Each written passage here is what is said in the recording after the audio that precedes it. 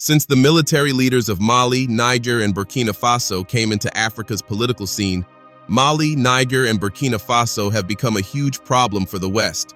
And, unfortunately for the West, these countries will continue to be a problem because the leaders of Mali, Niger, and Burkina Faso have chosen the path of sovereignty and independence.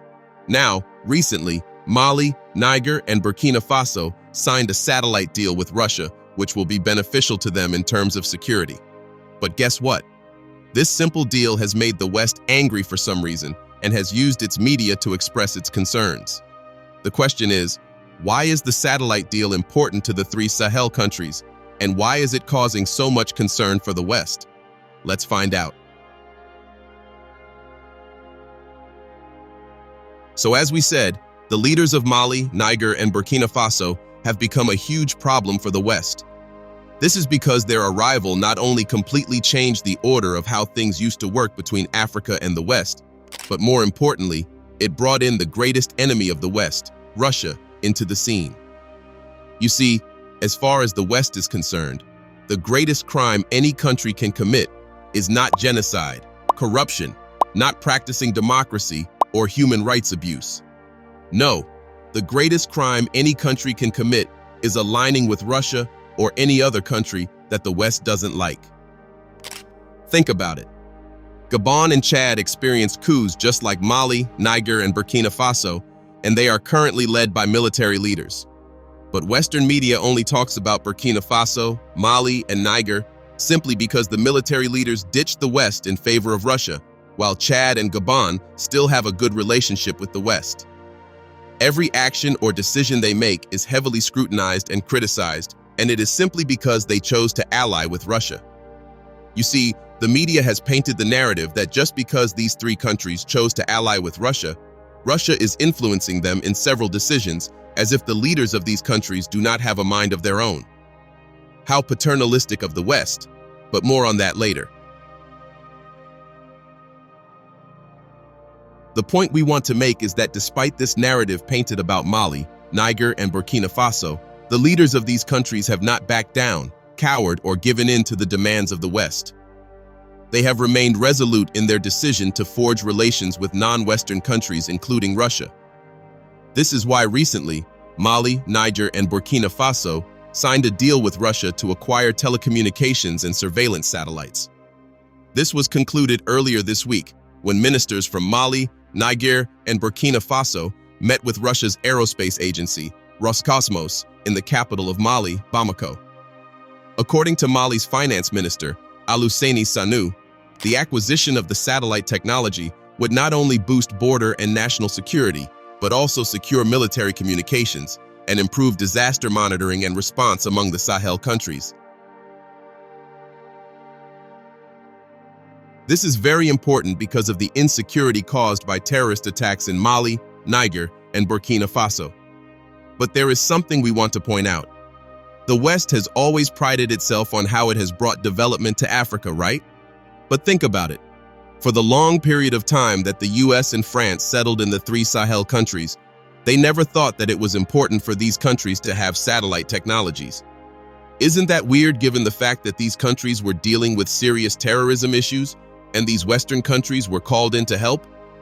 Well, we shouldn't be surprised, because this decision falls in line with the usual attitude of the West towards Africa. You see, the US had that massive base in Niger with all those technologies which were used to monitor the whole of West Africa and get intelligence information. France also had something similar in the three countries, though not as massive as that of the US. So what happens is that the US gets all that information about terrorists and sometimes passes it on to France, which would use the information as it wants. Now, you would think that the US would pass that information to Niger or any other country affected by the terrorist crisis. But they don't, and even if they do, it's incomplete information. If you recall, it is one of the reasons why the military government of Niger decided to end things with the US. The military spokesperson revealed that the agreement signed between the US and the foolish democratic Niger government at the time didn't make it mandatory for the US to share any information it got from its surveillance. This means the US only shares intelligence that it feels Niger needs to know. Imagine that. Anyways, what this shows is that the US and France didn't see the need to provide satellite technology for these Sahel countries because they wanted these countries to depend on them. It's the same way the West refused to build factories to process raw materials in Africa while Africa was still a colony, because they wanted the continent to be perpetually dependent on them for finished goods. Haven't you ever wondered why, despite the fact that the West claims it wants to develop Africa, it has never offered to share its technologies or build manufacturing companies in Africa? It's because, in truth, the West doesn't want Africa to be free or independent, most especially economically. This is because an independent Africa is a threat to the West. So, the West interferes in African politics, ensures that the leaders of these African countries are allies, even if they are corrupt, and then pumps aid to these countries, so the world feels it's helping Africa.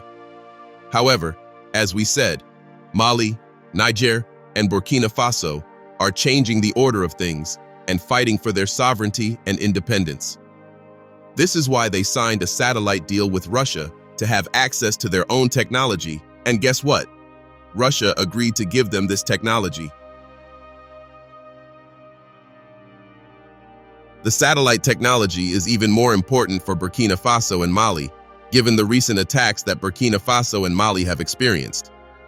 Recall that in Mali, the JNM terrorist group launched an attack for the first time in a long time in the capital city of Mali, Bamako, hitting both the airport and a military training site. Also, in Burkina Faso, the JNM fighters launched an attack in Barcelogo, a town that houses the last military stand protecting the capital city of Burkina Faso, Ouagadougou. It was terrible as it led to the death of about 300 people. So, owning a satellite would be very important for enhancing security in Mali, Niger, and Burkina Faso. However, in addition to enhancing security, the communication satellite would also enable the broadcast of television and radio signals, provide internet and telephone services in remote areas, and improve the overall communication infrastructure in the Sahel region. Now, given all these benefits for the three countries, the question is, why is the West so concerned about this deal? Well, aside from the fact that the West detests anything that would bring a sort of independence for African countries, the primary reason why the West is concerned is Russia. For the West, this deal is just another way for Russia to deepen and spread its influence in the Sahel region.